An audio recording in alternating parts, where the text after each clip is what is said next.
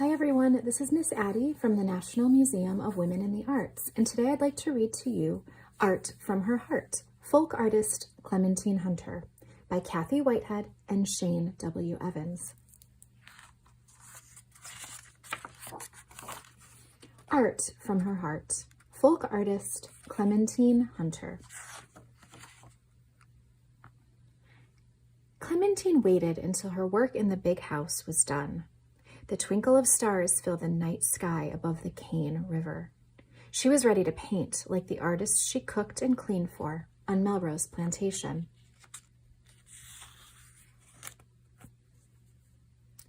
But she didn't wait for the perfect set of paints and canvas. She used the leftovers the artists gave her. Instead of canvas, she used window shades, glass bottles, black iron skillets, and old boards, whatever she could find. In the middle of her 100 years, Clementine Hunter had decided to paint. No one gave her lessons.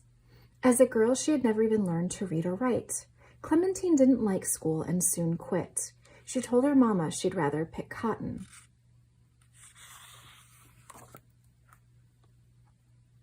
She was the oldest but the smallest of her 6 brothers and sisters. Her nickname was Tibé, from the French words for little baby. She called herself Clementine when she was old enough to pick flowers and haul them home in a cart.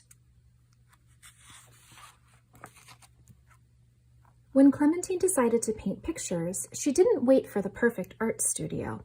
While everyone was sleeping, she created bright-colored images in the dim kerosene light of her small cabin.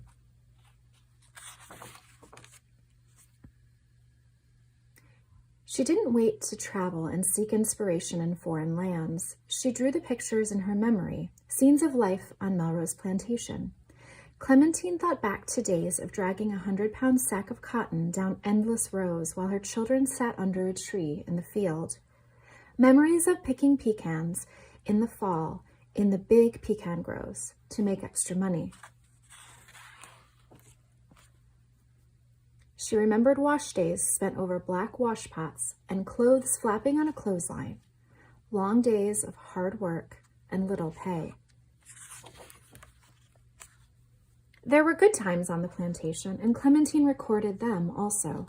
Couples laughing and dancing on a Saturday night, like the dance where Clementine met her husband, Emmanuel.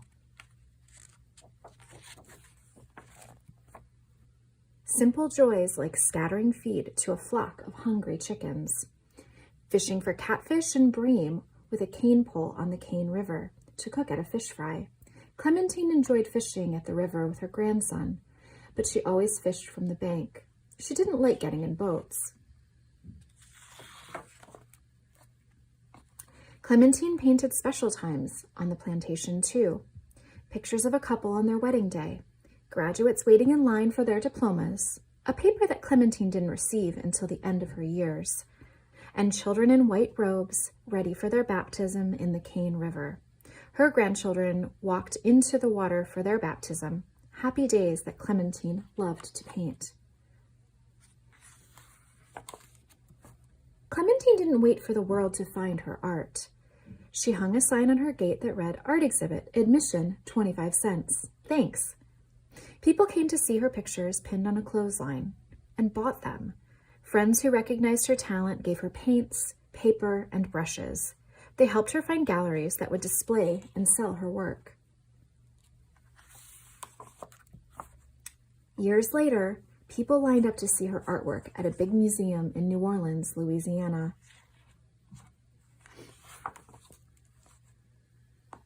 Another gallery proudly displayed her work, but refused to let her in the front door. She had to wait until after hours to enjoy her own pictures on display.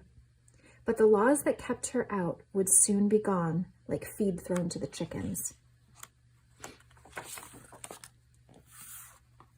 The art that poured from Clementine's heart and mind gives us a window to her life on the plantation, a window we would have missed if Clementine Hunter had waited for the perfect time to paint.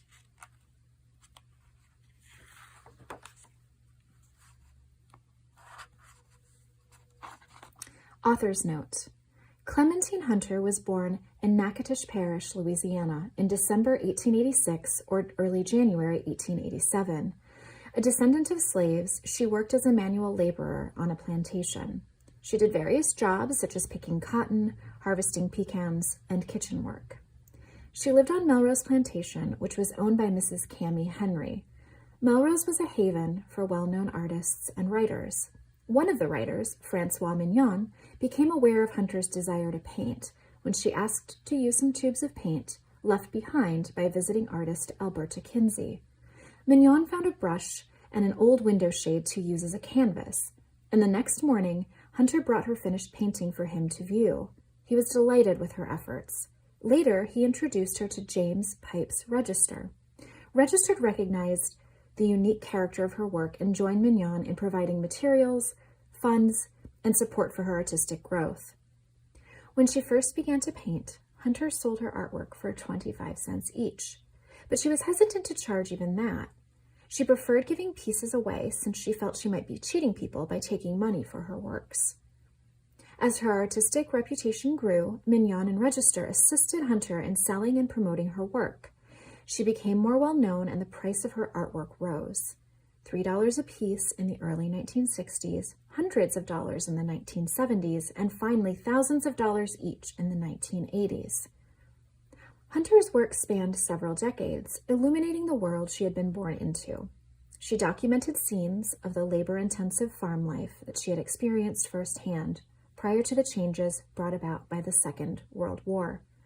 Her large murals for the African House, a two-story Congo-style hut on Melrose, are considered a national treasure for their telling of the story of everyday life and celebrations on the plantation.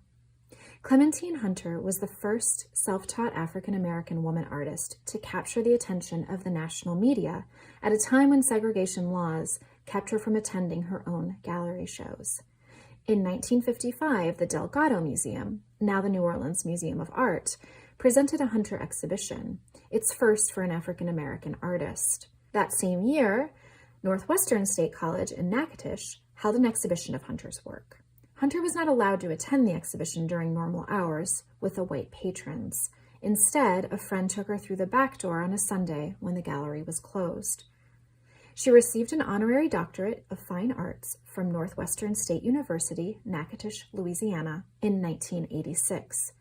Her pictures are sold in galleries across the country and are on permanent display in many museums. She painted until her last days and was pleased with the independence it gave her. Clementine Hunter died January 1st, 1988.